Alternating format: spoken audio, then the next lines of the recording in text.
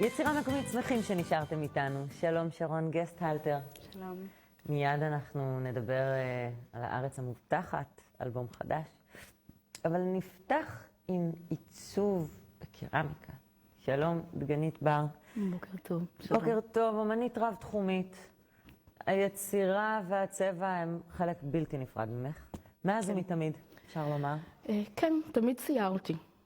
ומה שאני זוכרת עצמי, תמיד ציירתי. וקודם כל אני באה מרקע הציור. בשנים האחרונות נחשפתי גם יותר, התעמקתי יותר בחימר ובקרמיקה. איך זה קרה? מדי פעם ניסיתי ניסיונות, גם בלימודים, אבל התחברתי לזה בעיקר, גרנו בדרום אפריקה 3.5 שנים. ושם כשאיכשהו נעלמה לי מוזת הציור, ולנגר לא יכלתי שם, כי גרנו בשולחנת יוקרה, אז הגעתי לאיזה מקום שהוא בעצם חצי מפעל וחצי אומנות של קרמיקה, ושם נחשפתי גם לתבניות, אבל גם משם פרץ כל התחום האחר. כל החשק הזה, הזכרת כאן את התבניות, אז בואי נדבר בעצם על יציקות בקרמיקה. התבניות האלה... אנחנו רואים ומצלמים. אוקיי. זה תבניות מוכנות, אפשר, אני יודעת גם להכין אותן. לוקחים תבנית, עם תבנית מגבס, יוצקים לתוכו חמר נוזלי. מה זה חמר נוזלי? חמר שהוא בעצם בא בנוזל. כלומר, תחשבי שזה אדמה... כחומר גלם? החומר... או שבעצם זה החמר שאנחנו מכירים מהחוג קרמיקה שפשוט הוסיפו לו המון מים? החמר שאנחנו מכירים מחוג הקרמיקה זה בעצם אבקה שהרבבו אותו עם מים קצת ויצרו את החומר גלם. כשמרבבים הרבה עם מים זה הופך לחמר נוזלי. ואז פשוט הנוזל הזה יוצקים לתוך תבנית גבס. לגבס יש תכונה של ספיחת מים, ואז הוא סופח את המים ונוצר חלל בפנים שיוצקים את זה החוצה. ואפשר לראות פה את הברווזים יושבים בתוך התבנית, אחד אחרי שריפה אחת לפני הציור, והשנייה עם הציור עליו. כשהפכתי את המוצרים האלה בעצם לדף נייר. שזה מקסים. כמה שאלות. הברווז מגיע בפנים, אני ראיתי חלול. כן, זה מה שאמרתי. את יוצקת את זה מלא, החמר סופח, הגבס סופח את המים, ואז כשיש שכבה שכבר נצמדה לגבס, שופכים את יתר החמר החוצה. ואז נוצר החלל הפנימי. בעצם זה שני תהליכים בשריפה. בשריפה יש 2 או 3 או לפעמים 4. ואת התבניות האלה בעצם קונים? גם קונים, גם עושים. אני גם עושה, גם קני. בדרום אפריקה הבאתי איתי הרבה תבניות. אני מאמינה שכשאת רוצה את המוצר הייחודי שלך, אז אני יכולה ליצור. אז את מכינה תבנית מגבס. כן, אבל אישית, כשאני רוצה את המוצר הייחודי שלי, אני בונה ואין שני לו. היתרון בתבניות, שיש אנשים שפוחדים לגעת בחומר, אז הם יכולים רק לבוא אליי ולצייר. ואני, לעומת זאת, אז יש את הדוגמה של הצו, שהתבנית הראשונית היא רק הצו.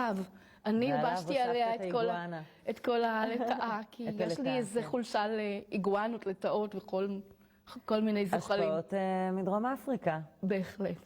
א', כן, אבל גם... גם למקום שלך את קראת, איפה שנמצאת הגלריה. זה הר חלוץ, זה במקום קסום בגליל, גובה של 750 מטר מעל הים. ואיך קראת למקום? אפריקפה. אפריקפה. הנה עוד... כן, זה בהחלט נולד הרעיון בדרום אפריקה, ואז שיחקתי עם המחשבות. בעלי דחף אותי שאני אפסיק לחלק כל החיים את היצירות אמנות שלי ונפתח גלריה. ואיך באמת היה המעבר מלחלק ללמכור?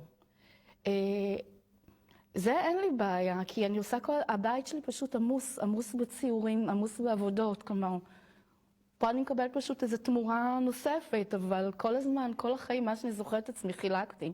לפני שטסתי לדרום אפריקה, הבאתי חברות הביתה, שיבחרו ציורים שאני אסחוב פחות איתי בקונטיינר. יש לך מוטו שכל אחד יכול ליצור, ואת גם מעבירה את האמנות שלך הלאה. כן, אני מאמינה שבכל אחד יש את היצירה, אם לא הגבילו בתור ילד.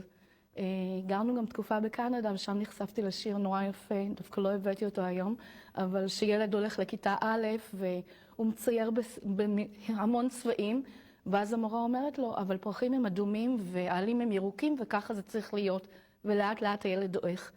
ואני מאמינה שבכל אחד מאיתנו יש את היצירה ואת הפריצה ואת הכל, רק השאלה כמה הוא שמר על הבפנים שלו ועל היצירה שבו. השאלה כמה לא סירסו אותו זהו, בדרך. אני אמרתי את זה בעדינות. אז אני מרשה לעצמי להגיד את זה בדרך פחות עדינה. אבל כן, אני מאמינה שלכל אחד יש את זה, ואפשר להוציא את זה חזרה אם מצליחים. ספרי לי על הסדנאות שלך. סדנאות, יש לי כל מיני סוגים. יש כאלה שבאים ליצור כן מחמר מאפס, וזה נורא יפה, בייחוד אצל ילדים, שאת רואה עולם ומלואו של הם רוצים והם עושים דברים מדהימים. ויש את אלה, כמו שאמרתי, שפוחדים ליצור מאפס, אז הם מקבלים, בוחרים מהמגוון תבניות שיש לי, ומציירים על. וגם אני יוצאת עם סדנאות החוצה, גם למפעלים קטנים, גם בעיקר מסיבות רווקות שרוצים לצייר סט כלים לקלה. אז אני באה עם צלחות וכוסות וקערות, ואז הבנות שם, תמיד אני מדברת עם זאת שמארגנת את המסיבה, ותמיד אני מביאה יותר, כי תמיד הכלה רוצה דברים קצת שונים, והחברות מציירות לסט כלים להתחיל איתו את החיים. רעיון נפלא. וזהו, אבל מה שיפה זה האושר, כאילו, שכל אחד בא עם הבפנים שלו, ואנחנו ביחד. כאילו, אני לא אוהבת להגביל, גם בחוגים שלי, אני לומדת טכניקה, וכל אחד עושה עם הטכניקה הזאת מה שהוא רוצה. תזרמו עם מה ש... כלומר, אני פה בשביל להנחות, אבל אני נותנת את החופש, אני חושבת שזה מאוד חשוב. היצירה באה מבפנים. כן. ובהחלט אסור לקצץ ידיים וכנפיים כן, כן. לאומן. וזהו, ואני גם אוהבת נורא טבע, אז יכולה לראות את זה בהצלחות עלים שלי. את הצלחות עלים כשאני מוכרת, וכשמישהו קונה, אני אומרת, ניצחתי, כי זה לא צלחת שגרתית, וזה כיף. בהחלט מקסים. דגנית בר, תודה רבה. תודה רבה לך. אני מקווה שנהנית, כי את מאוד חששת, לפחות כמו שאני נהניתי ממך. תודה. תודה לך.